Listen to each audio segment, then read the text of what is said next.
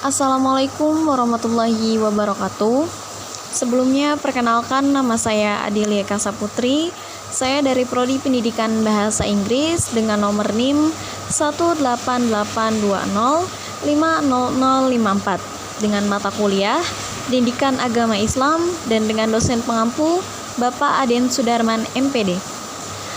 Baik, pada kesempatan kali ini saya akan mempresentasikan makalah saya yang berjudul Inti dan Sumber dari Ajaran Agama Islam. Untuk penjelasannya, mari kita simak berikut ini. Yang pertama yaitu pengertian Al-Quran dan ruang lingkupnya. Pengertian Al-Quran. Al-Quran adalah wahyu Allah Subhanahu wa Ta'ala yang merupakan mukjizat yang diturunkan kepada Nabi Muhammad SAW sebagai sumber hukum dan pedoman hidup bagi pemeluk Islam dan bernilai ibadat yang membacanya. Yang kedua yaitu ruang lingkupnya Al-Quran.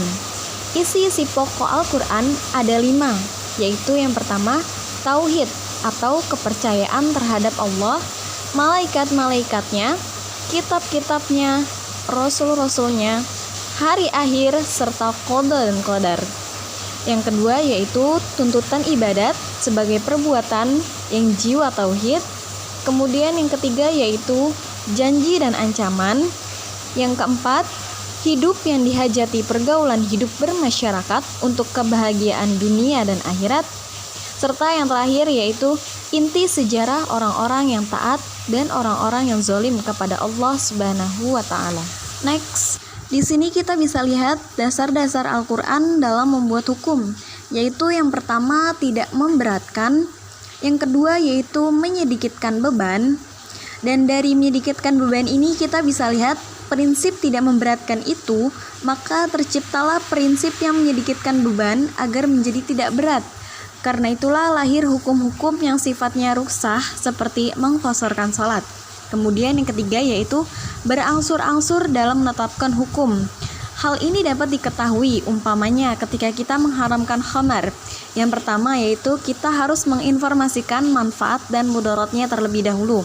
Kemudian yang kedua yaitu mengharamkan pada waktu yang terbatas. Contohnya seperti sebelum sholat. Kemudian yang ketiga yaitu larangan secara tegas untuk selama-lamanya. Next, di sini kita akan menjelaskan tentang kedudukan hadis, ijma, dan qiyas. Yang pertama yaitu tentang kedudukan hadis atau al-sunnah. Nabi Muhammad sebagai seorang rasul menjadi panutan bagi umatnya.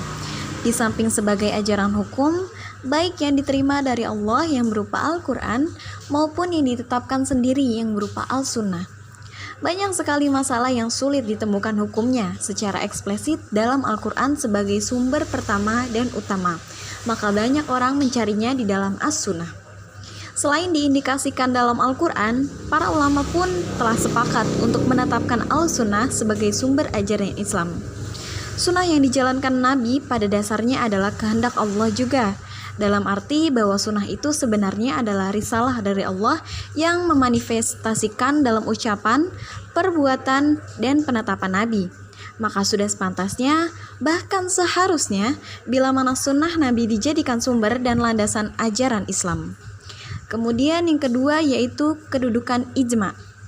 Kebanyakan ulama menetapkan bahwa ijma dapat dijadikan hujjah dan sumber ajaran agama Islam dalam menetapkan suatu hukum.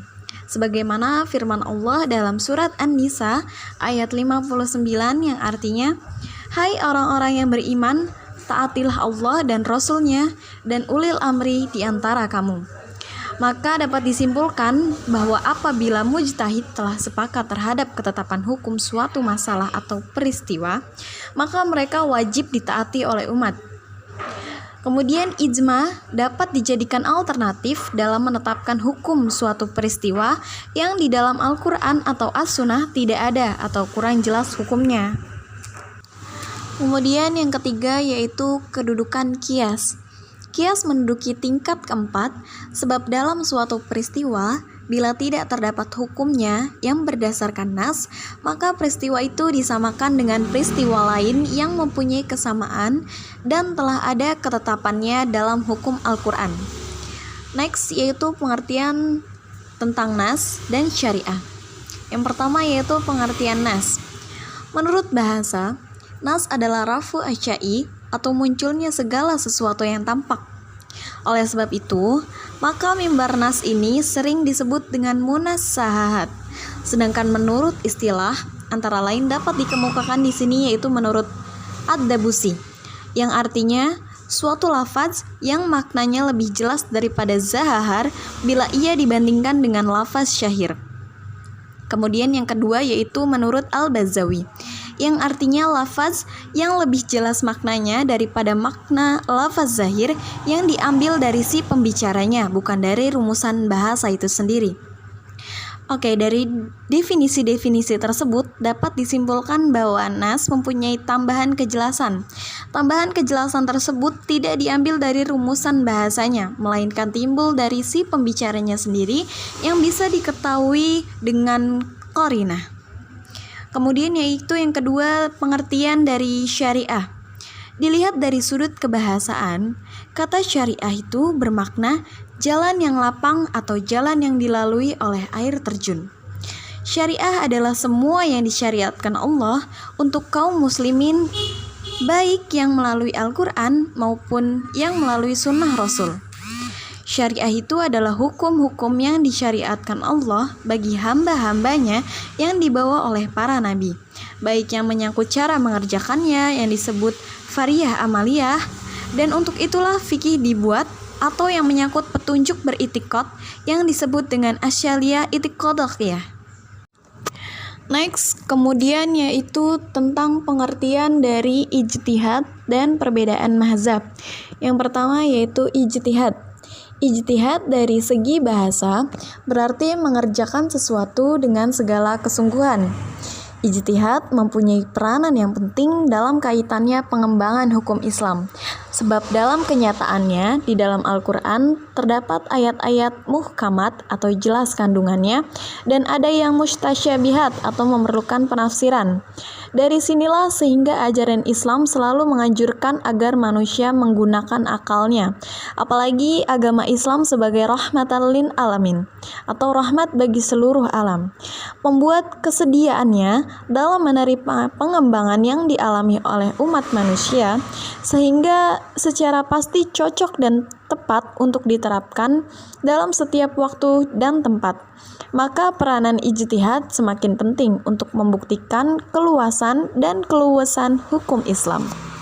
Kemudian yang kedua yaitu perbedaan mazhab. Menurut bahasa, mazhab berarti jalan atau tempat yang dilalui. Menurut istilah para faqih, mazhab mempunyai dua pengertian, yaitu yang pertama, pendapat salah seorang imam mujtahid tentang hukum suatu masalah.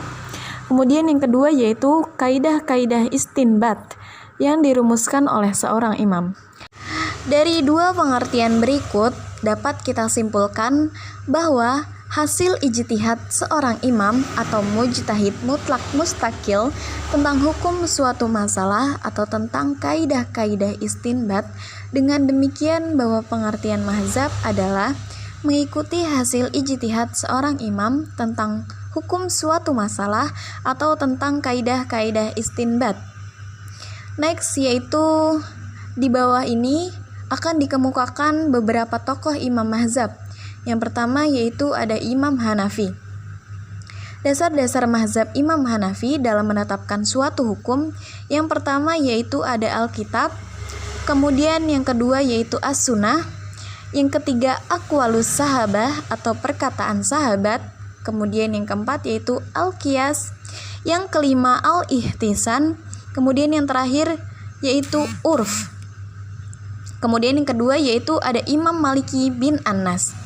Dasar-dasar mazhab beliau yaitu yang pertama Al-Quran, kemudian yang kedua Sunnah Rasul yang beliau pandang sah, kemudian yang kedua yaitu ada Imam Maliki bin Anas. Dasar-dasar mazhab beliau yaitu yang pertama Al-Quran, kemudian yang kedua Sunnah Rasul yang beliau pandang sah, kemudian yang ketiga yaitu ijma' para ulama Madinah, yang keempat qiyas, dan yang terakhir istihlah atau masalihul mursalah. Kemudian yang ketiga yaitu Imam Syafi'i. dasar-dasar hukum yang dipakai Imam Syafi'i mengenai dasar-dasar hukum yang dipakai oleh Imam Syafi'i sebagai acuan pendapatnya bermaktub dalam kitabnya Ar-Risalah, yaitu yang pertama ada Al-Quran, yang kedua yaitu As-Sunnah, yang ketiga yaitu Ijma', yang keempat yaitu Qiyas, dan yang kelima yaitu Istidlal atau Istisyhad. Kemudian yang terakhir yaitu ada Imam Ahmad bin Hambali. Imam Ahmad bin Hambali dalam menetapkan suatu hukum adalah dengan berlandasan kepada dasar-dasar sebagai berikut. Yang pertama yaitu nas Al-Quran dan hadis. Kemudian yang kedua yaitu fatwa sahabi. Yang ketiga yaitu pendapat sebagian sahabat. Yang keempat yaitu hadis mursal atau hadis dhaif. Kemudian yang terakhir yaitu qiyas. Demikian presentasi yang dapat saya sampaikan. Kurang lebihnya saya mohon maaf. Saya akhiri. Wassalamualaikum warahmatullahi wabarakatuh.